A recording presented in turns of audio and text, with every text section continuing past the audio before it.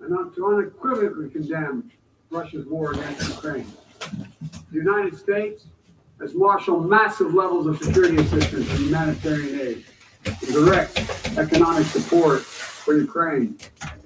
More than $25 billion to date.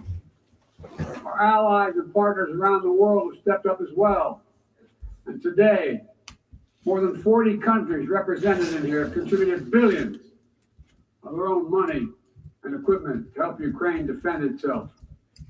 The United States is also working closely with our allies and partners to impose costs on Russia, to deter attacks against NATO territory, to hold Russia accountable for the atrocities and war crimes. Because if nations can pursue their imperial ambitions without consequences, then we put at risk everything this very institution stands for. Everything. Every victory won on the battlefield belongs to the courageous Ukrainian soldiers. But this past year, the world was tested as well. And we did not hesitate. We chose liberty. We chose sovereignty. We chose principles to which every party to the United Nations Charter is beholden. We stood with Ukraine. Like you, the United States wants this war to end on just terms, on terms we all signed up for. But you cannot seize a nation's territory by force. The only country standing in the way of that is Russia.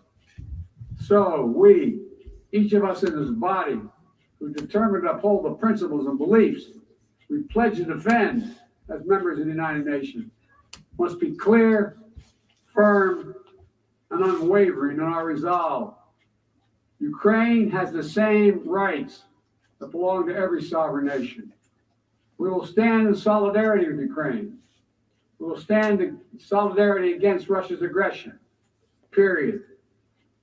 Now, it's no secret that in the contest between democracy and autocracy, the United States and I, as president, champion a vision for our world that's grounded in the values of democracy. The United States is determined to defend and strengthen democracy at home and around the world, because I believe democracy remains humanity's greatest instrument to address the challenges of our time.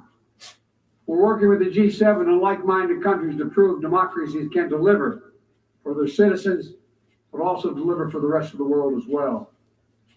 But as we meet today, the UN Charter's very basis of a stable and just rule-based order is under attack by those who wish to tear it down or distort it for their own political advantage. And the United Nations Charter was not only signed by democracies of the world, it was negotiated among citizens, dozens of nations with vastly different histories and ideologies, united in their commitment to work for peace.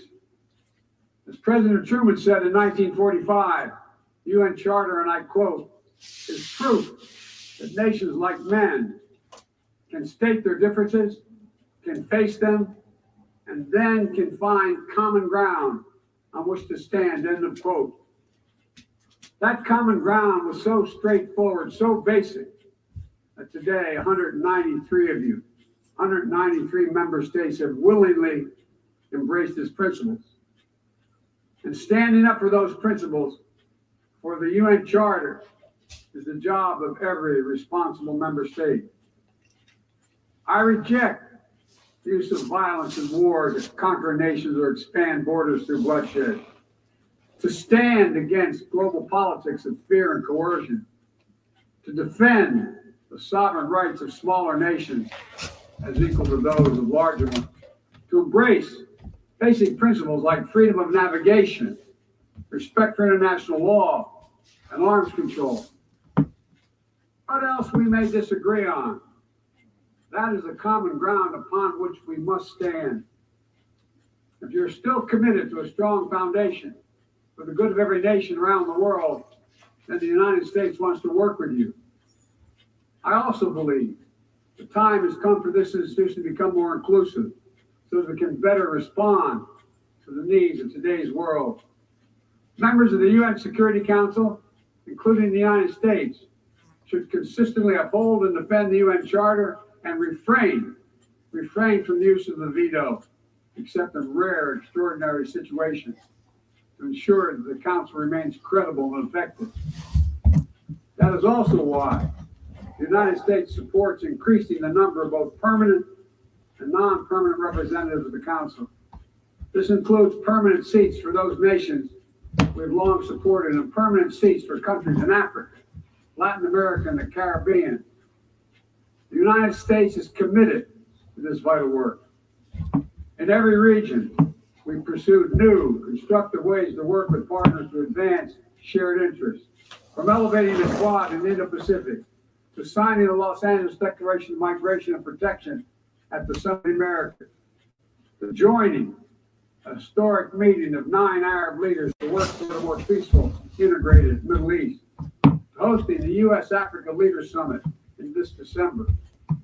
As I said last year, the United States is opening an era of relentless diplomacy to address the challenges that matter most to people's lives, all people's lives. Tackling climate crisis, as the previous speaker spoke to, strengthening global health security, feeding the world. We made that priority, and one year later, we're keeping that promise. From the day I came to office, we've led with bold climate agenda. We rejoined the Paris Agreement, convened the major climate summit, helped deliver critical agreements on COP26. We helped get 2/3 of the world's GDP on track to limit warming to 1.5 degrees Celsius. And now, I've signed a historic piece of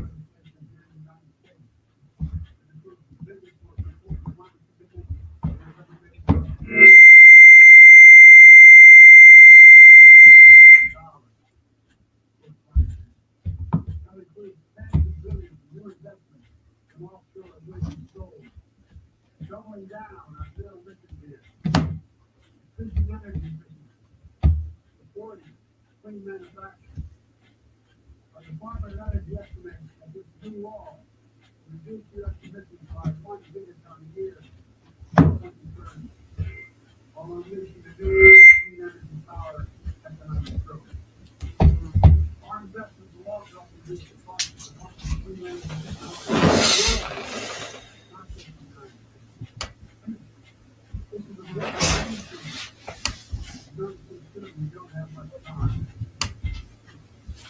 Living in the climate crisis. No one seems to doubt it after this past year. We meet. Much of Pakistan is still underwater, needs help. Meanwhile, the Horn of Africa faces unprecedented drought. Families are facing impossible choices, choosing which child to feed, and wondering whether they'll survive. This is the human cost of climate change, and it's growing, not lessening. So as I announced last year, to meet our global responsibility, my administration is working with our Congress to deliver more than $11 billion a year to international climate finance, to help lower-income countries implement their climate goals and ensure a just energy transition. The key part of that will be our PEPFAR plan, which will help 500 million people in especially vulnerable countries adapt to the impacts of climate change and build resilience. This need is enormous. So let this be the moment we find within ourselves the will to turn back the tide of climate devastation, and unlock a resilient, sustainable, clean energy economy to preserve our planet. On global health, we've delivered more than 620 million doses of COVID-19 vaccine to 116 countries around the world, with more available to help meet countries' needs. All free of charge, no strings attached, and we're working closely with the G20 and other countries in the United States. Help lead the change to establish a groundbreaking new fund for pandemic prevention, preparedness, and response at the World Bank. At the same time, We continue to advance the ball on enduring global health challenges. Later today, I'll host the 7th Replenishment Conference for the Global Fund to fight AIDS, tuberculosis, and malaria. With bipartisan support in our Congress, I have pledged to contribute up to $6 billion to that effort. So I look forward to welcoming a historic round of pledges at the conference, resulting in one of the largest global health fundraisers ever held in all history. We're also taking down the food crisis head on, with as many as 193 million people around the world experience acute food insecurity. A jump of 40 million in a year. Today I'm announcing another $2.9 billion in U.S. support for life-saving humanitarian and food security assistance for this year alone. Russia, in the meantime, is pumping out lies, trying to pin the blame for the crisis, the food crisis, on the sanctions imposed by many in the world for the aggression against Ukraine. So let me be perfectly clear about something. Our sanctions explicitly allow Russia the ability to export food and fertilizer. No limitation. It's Russia's war that is worsening food insecurity, and only Russia can end it. I'm grateful for the work here at the UN, including your leadership, Mr. Secretary General, establishing a mechanism to export grain from Black Sea ports in Ukraine that Russia had blocked for months. We need to make sure it's extended. We believe strongly in the need to feed the world. That's why the United States is the world's largest supporter of the World Food Program, with more than 40% of its budget. We're the leading support of the UNICEF efforts to feed children around the world. To take on a larger challenge of food insecurity, the United States introduced a call to action, a roadmap eliminating global food insecurity, that more than 100 nation member states have already supported. In June, the G7 announced more than $4.5 billion to strengthen food security around the world through USAID's Feed the Future initiative. The United States is scaling up innovative ways to get drought and heat-resistant seeds into the hands of farmers who need them, while distributing fertilizer and improving fertilizer efficiency so that farmers can grow more while using less. We're calling on all countries to refrain from banning food exports or hoarding grain while so many people are suffering.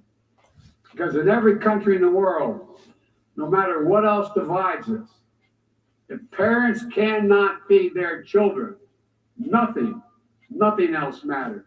If parents cannot feed their children. As we look to the future, we're working with our partners to update and create rules of the road for new challenges we face in the 21st century. We launched the Trade and Technology Council with the European Union to ensure that key technologies are developed and governed in the way that benefits everyone. With our partner countries and through the UN, we're supporting and strengthening the norms of responsible state behavior in cyberspace, and working to hold accountable those who use cyber attacks to threaten international peace and security. With partners in the Americas, Africa, Europe, and the Middle East, and the Indo-Pacific, we're working to build a new economic ecosystem where every nation gets a fair shot, and economic growth is resilient, sustainable, and shared.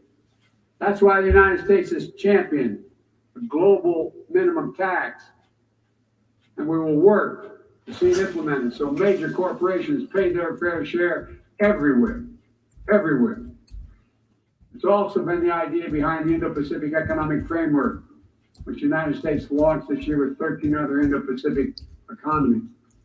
We're working with our partners in ASEAN and the Pacific Islands to support a vision for a critical Indo-Pacific region that is free and open, connected and prosperous, secure and resilient, Together with partners around the world, we're working to secure resilient supply chains and protect everyone from coercion or domination, and ensure that no country can use energy as a weapon.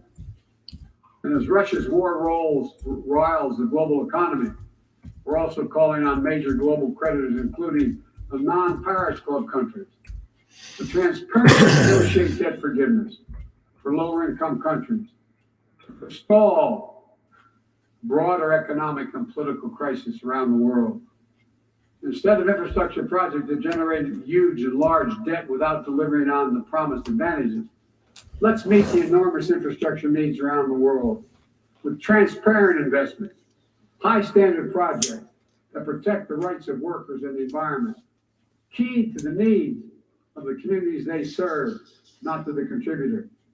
That's why the United States, together with fellow G7 partners, launched a Partnership for Global Infrastructure and Investment. We intend to collectively mobilize $600 billion in investment through this partnership by 2027. Dozens of projects are already underway. Industrial scale vaccine manufacturing in Senegal, transformative solar projects in Angola, first of its kind small modular nuclear power plant in Romania. These are investments that are going to deliver returns not just for those countries, but for everyone. The United States will work with every nation, including our competitors, to solve global problems like climate change. Climate diplomacy is not a favor to the United States or any other nation. And walking away hurts the entire world. Let me be direct about the competition between the United States and China.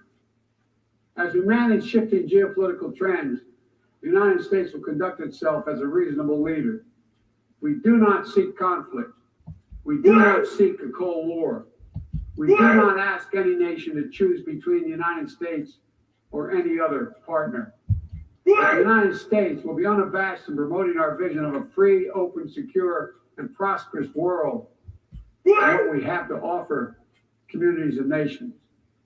Investments that are designed not to foster dependency, but to alleviate burdens and help nations become self-sufficient. Partnerships not to create political obligation, but because we know our own success. Each of our successes increased when other nations succeed as well.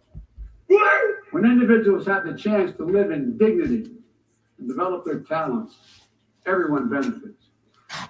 Critical to that is living up to the highest goals of this institution, increasing peace and security for everyone, everywhere.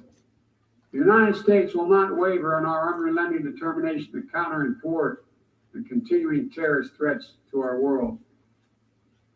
And we will lead with our diplomacy to strive for peaceful resolution of conflict. We seek to uphold peace and stability across the Taiwan Straits. We remain committed to our one China policy, which has helped prevent conflict for 4 decades. And we continue to oppose unilateral changes in the status quo by either side.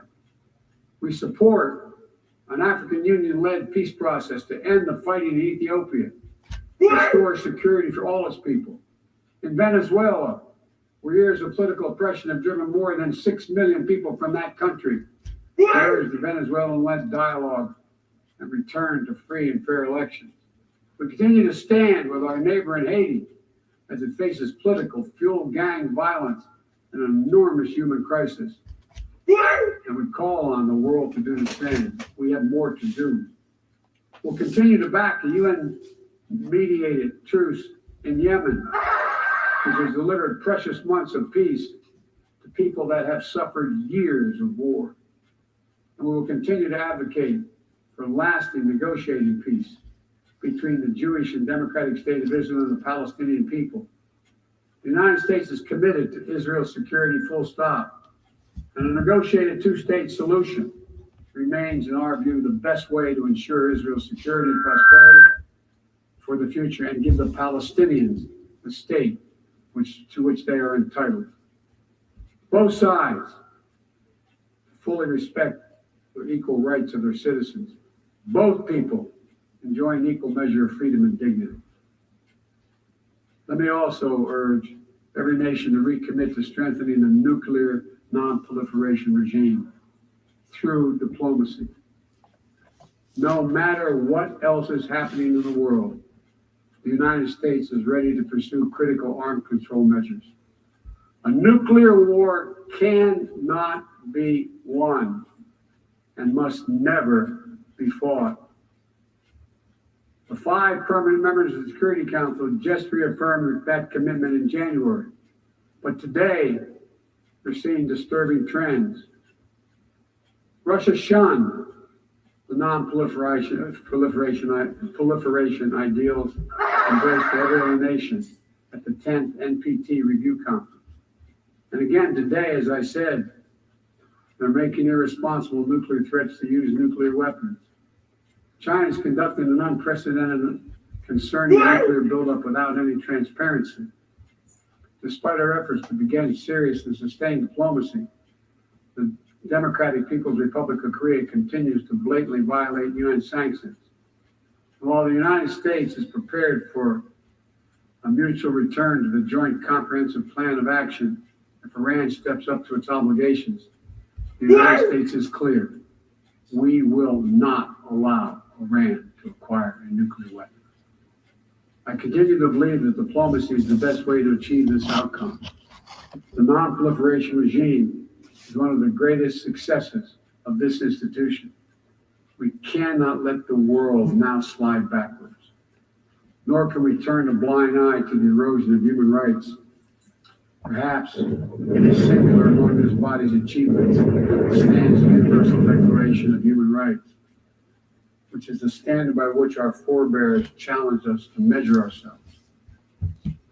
They made clear in 1948, human rights are the basis for all that we seek to achieve. And yet today in 2022, fundamental freedoms are at risk in every part of our world.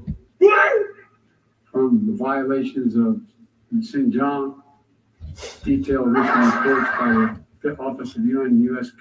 reports detailing by the U.S. High Commissioner, to the horrible abuses against pro-democracy activists and ethnic minorities by the military regime in Burma, to the increased repression of women and girls by the Taliban in Afghanistan. And today, we stand with the brave citizens and the brave women of Iran who right now are demonstrating to secure their basic rights. But here's what I know. The future will be won by those countries that unleash the full potential of their populations, where women and girls can exercise equal rights, including basic reproductive rights, and contribute fully to building a stronger economies and more resilient societies, where religious and ethnic minorities can live their lives without harassment and contribute to the fabric of their communities, where the LGBTQ plus community individuals live and love freely without being targeted with violence, where citizens can question and criticize their leaders without fear of reprisal. The United States will always promote human rights and the values enshrined in the UN Charter in our own country and around the world. Let me end with this. This institution, guided by the UN Charter and the Universal Declaration of Human Rights, is at its core an act of dauntless hope. Let me say that again. It's an act of dauntless hope. Think about the vision of those first delegates who undertook a seemingly impossible task while the world was still smoldering. Think about how divided the people of the world must have felt with the fresh grief of millions dead, the genocidal horrors of the Holocaust exposed. They had every right to believe only the worst of humanity. Instead, they reached for what was best in all of us, and they strove to build something better. Enduring peace, comity among nations, equal rights for every member of the human family, cooperation for the advancement of all humankind. My fellow leaders, the challenges we face today are great indeed, but our capacity is greater. our commitment must be greater still. So let's stand together to again declare the unmistakable resolve that nations of the world are united still, that we stand for the values of the UN Charter, that we still believe by working together we can bend the arc of history toward a freer and more just world for all our children, although none of us have fully achieved it. We're not passive witnesses to history. We are the authors of history. We can do this. We have to do it for ourselves and for our community, for humankind. Thank you for tolerance and listening to me. I appreciate it very much. God bless you all. Hi, everyone. George Stephanopoulos here. Thanks for checking out the ABC News YouTube channel. If you'd like to get more videos, show highlights, and